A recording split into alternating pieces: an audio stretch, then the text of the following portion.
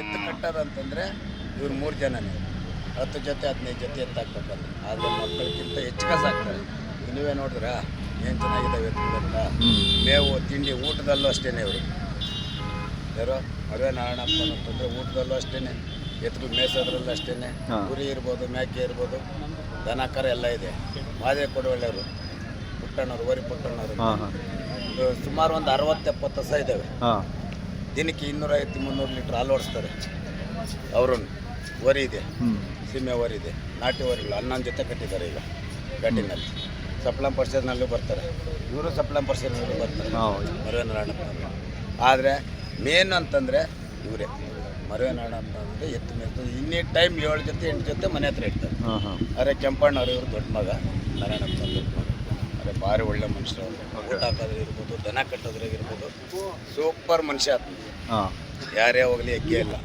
50,000 ಸೋಲ್ಗಟ್ಟೆ 50,000 ತಗೊಂತಾರೆ. ಅಂದರೆ ಅವ್ರಿಗೆ ಎದ್ ಮೇಲೆ ಏಜ್ ಮೇಲೆ ಈ ಕಡೆಯಲ್ಲಿ 1 ರೇಟು, 2 ಅಲ್ಲಿಗೆ 1 ರೇಟು, ಬರೀ ದೊಡ್ಡ ಎತ್ತೆ ಕಟ್ತಾ ಇದ್ದಿದ್ದು.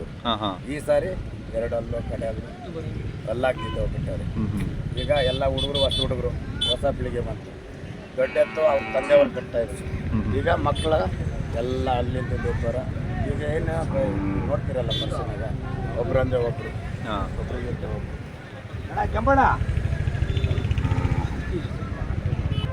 ಇವ್ರ ಕಡೆ ಇರು ಅಂತ ಹೇಳ್ತಾರೆ. ಈ ಕಡೆ ಬಣ್ಣ ಇಲ್ಲ ನೀವು ಸೆಂಟ್ರ್ ಕೆಂಪಣ್ಣವ್ರ ದೊಡ್ಡ ಮಗ ಅಂತ. ಅಣ್ಣ ನೀವು ಎಷ್ಟು ವರ್ಷದಿಂದ ಸಾಕ್ತಿದ್ದೀರಾ, ಹೇಗೆ ಸಾಕ್ತಿದ್ದೀರಾ? ತಾತನ ಕಾಲದಿಂದ.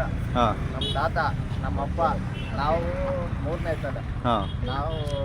ನಾವು ನನ್ನ ಇದಕ್ಕೆ ಬಂದಮೇಲೆ 25 ವರ್ಷ. ಮನೆ ಹತ್ರ ಯಾವಾಗ 10 ದನ 12 ದನ ಇರ್ತೈತೆ. ದಾಟಿ ಟೈಮ್ನಾಗ 20-25. ಅದು ಇದು ಬೂಸ, ಜೋಳ, ಚಕ್ಕೆ ಬೂಸ, ಜೋಳ, ರವೆ, ಬೆಲ್ಲ, ಬೇಜ ತಿಂಡಿ ಕೊಡ್ತಾರೆ ಇವರು. ಬೆಣ್ಣೆ ಕೊಡ್ಬೇಕು, ಆದರೆ ಮಕ್ಕಳಿಗೆ ಕೊಡ್ಬೇಕು. 2 ವರ್ಷ ಇದಾವೆ ಕರ್ತಿದ್ದೆಲ್ಲ.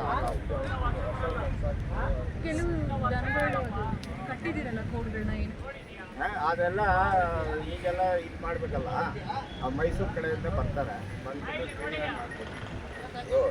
ಕೊಂಬು ಕೊಕ್ಕಿ ಇರ್ತವೆ, ನ್ಯಾರ ಮಾಡ್ತಾರೆ. ನ್ಯಾರ ಮಾಡಿದ್ರೆ ನೋಡ್ತಾರೆ ಕಳಕಳಿ. ಕೊಕ್ಕಿ ಇದ್ರೆ ಎತ್ತು ಚೆನ್ನಾಗಿ ಕಾಣಿಸೋಲ್ಲ, ಹಿಂದೆ ಕಾಣಿಸೋದು. ಹಿಂದೆ ಯಾರು ಮಾಡ್ತಾ ಇರಲಿಲ್ಲ.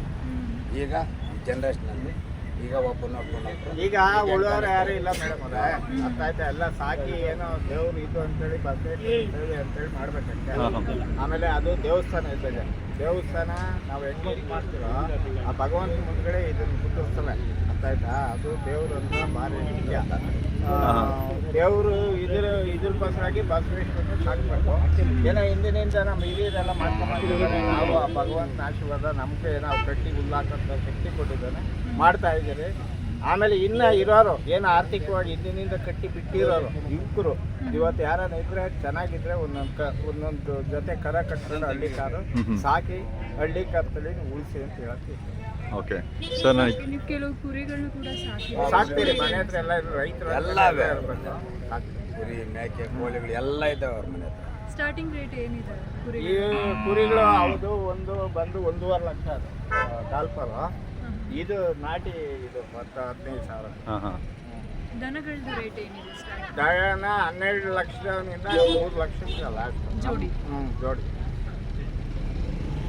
ಸರ್, ಇದು ನಾನು ಚಪ್ಪರದಲ್ಲಿ ನೋಡಿದೆ, ಎಲ್ಲ ಎತ್ಕೊಳ್ಳಿ ಕೋಡ್ ಸೂಪರಾಗಿ ಯಾರೋ ಮಾಡಿದ್ದಾರೆ. ಅವ್ರ ಡೀಟೇಲ್ ಕೊಟ್ಬಿಟ್ರೆ ಅದು ಇನ್ನೂ ದೇವರಾಜ್ ಅಂತೇಳಿ ಇದರಿಂದ ಬರ್ತಾನೆ. ಯಾವ ಊರು ಅವ್ರದ್ದು? ಮೈಸೂರು ಹತ್ರ.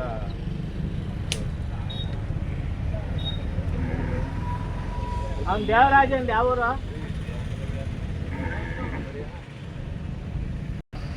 ಇನ್ನು ಹೇಳಿ.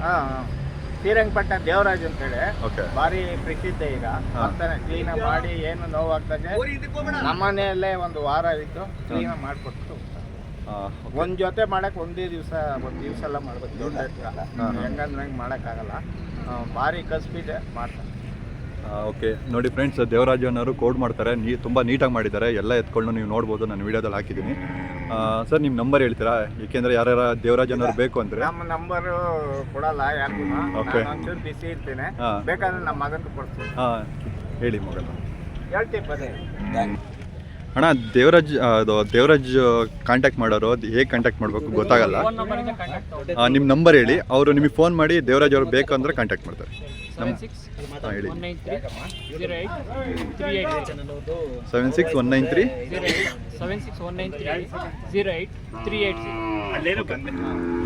ಫ್ರೆಂಡ್ಸ್, ನಂಬರ್ ನನ್ನ ವೀಡಿಯೋದಲ್ಲಿದೆ. ದೇವರಾಜ್ ಅವ್ರ ಕಾಂಟ್ಯಾಕ್ಟ್ ನಂಬರ್ ಬೇಕು ಅಂದರೆ ಇವ್ರಿಗೆ ಫೋನ್ ಮಾಡಿ, ಇವರು ಕಾಂಟ್ಯಾಕ್ಟ್ ನಂಬರ್ ಕೊಡ್ತಾರೆ. Thank you friends.